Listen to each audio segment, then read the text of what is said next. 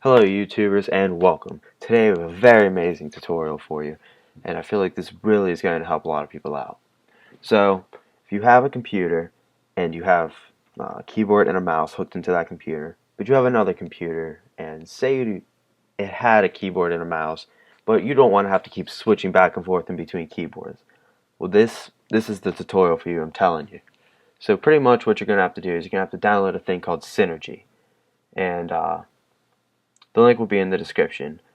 But pretty much the concept of this is that one computer with the keyboard and the mouse is going to be the server, and then from there you're going to have up to 11 other different clients. And from here the picture it's showing you, this is Ubuntu, OS X, and Windows being the server.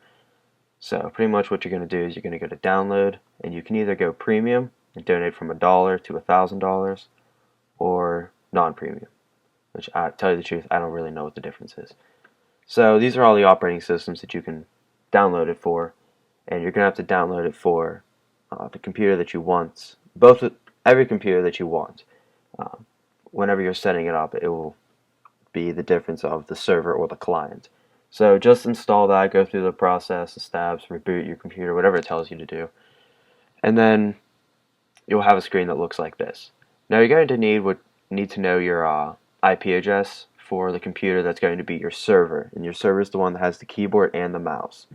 So you're just going to want to open up your properties or settings, whatever you need to go to, and it's your local IP address. So mine's static. This for my computer that's a server. This is static for this.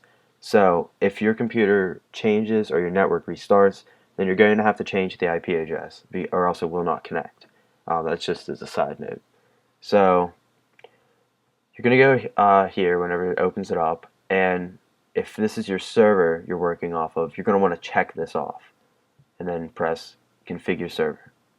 Now my other computer is right here, but say if it wasn't, say if it was over there, you just click and drag wherever your screen's at so that it's easier for you to access it.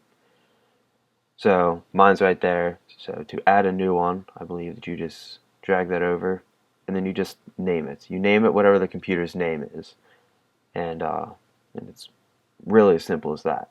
So once you have that set up, you're just going to press start. Up in the bar it will have start. So I started it. So then I'm going to show you the Windows computer, and I'm going to show you what the client, like how to do the client part. Okay, so here we have my current computer set up. This is the Windows, and then my Macintosh shares, it's dual screen. So we have, on this computer is the server, as I said before, and over here we have the client. So once you have this installed, just got to pull this up real fast.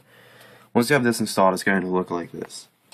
And this is the IP address of the server, and so you're going to want to type that in and check this box off. And make sure you have the right IP address, or else this isn't going to work. And then you go to settings, and I have these two checked because whenever you start up your computer and whenever you have to log in by typing in the password, it will already be automatically started up, so you won't have to have a keyboard ready to type in the password. So it's very convenient in that way. And remember the name that you typed in to the 12 boxes that was on the server.